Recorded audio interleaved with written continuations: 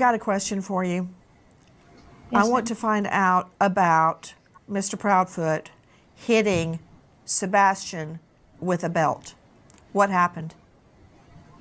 That was actually several years ago, and it To was Mr. Proudfoot, one. to Mr. Proudfoot, to Mr. Proudfoot. Yes, Mr. ma'am. Proudfoot, what happened?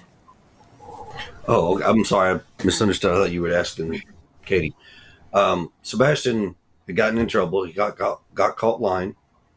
And I had asked him, I said, hey, you got to have a punishment for this. He says, yes, sir. And I said, okay.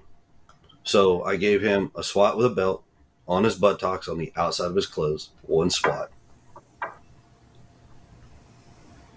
What did he lie about? I honestly, I don't remember at the time, but it was probably something dealing with school because that's majority where his issues lie. When was this? Years ago, ma'am. Any idea how many? 3, 10, 1? It probably at least 3 years ago.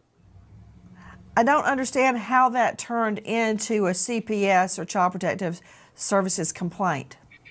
How were they alerted that you hit him with a belt? That did not turn into a CPS service call. Hey, have you ever had CPS called on you before? Yes.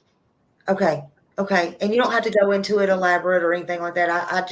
That was the question that I had. And that happens, sometimes, especially when you have a child who is, has special needs and stuff. That's hard. I'll be honest with you. I've had CPS called on me in 2 states, New Mexico and Tennessee.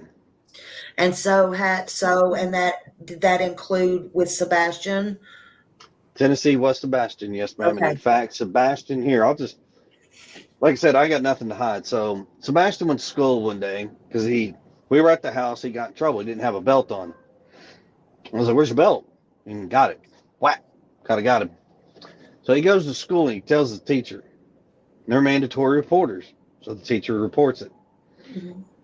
That afternoon, CPS shows up to the house while we're actually sitting down to eat dinner. Now, mind you, 15-year-old child. When was this? Years ago, ma'am. Any idea how many? 3, 10, 1? It probably at least 3 years ago. Now, mind you, 15-year-old child, he's not real happy because he's in trouble, so he's being punished. So he shows, he makes a report. They come to the house, and the lady who comes to the house is the same lady we've had. She's had a case before. There were other CPS reports, right? Were they regarding your other child? There is one in regards to my daughter that I know of out in New Mexico with my ex-wife and myself. Now, the case that was before was something that didn't even happen, and it's like 3 stories that were shoved into one. And when they finally got it debunked, they were like, "Oh, he got so mixed up in telling one story, it mixed into 3, and it caused a commotion." Well, they canceled that out. So the one on me, she shows up, and I said, "Hey, how you doing?" It's her again. She's like, "Oh, hey." She goes, "Hey, I already don't." She's like, "Don't tell me anything, but I'm gonna tell you what I know happened." And I said, "Okay." She goes, "Blah blah blah." She told me exactly what happened. I said, "Yes, ma'am." She goes, "Oh my God." I said, "Yes, ma'am. This is how it's been." Sebastian thought by telling on me, making it sound like I was so horrible. Oh, you cut out. You cut out just a minute.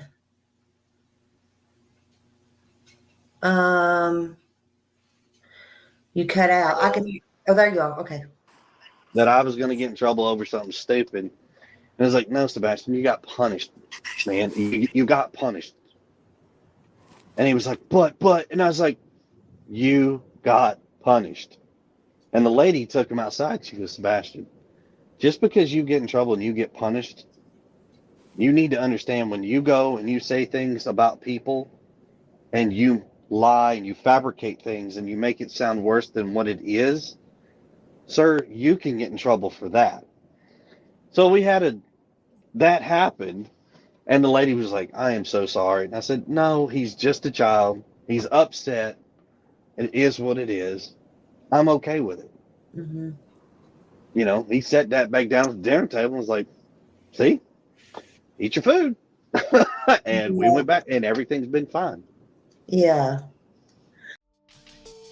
Be sure to check out my other videos and playlists for more true crime content. And if that's not enough, you can join our Patreon. Don't have a tinfoil hat? It's okay. We'll make you one. It's that easy. See you guys in the next video. See you later. Bye.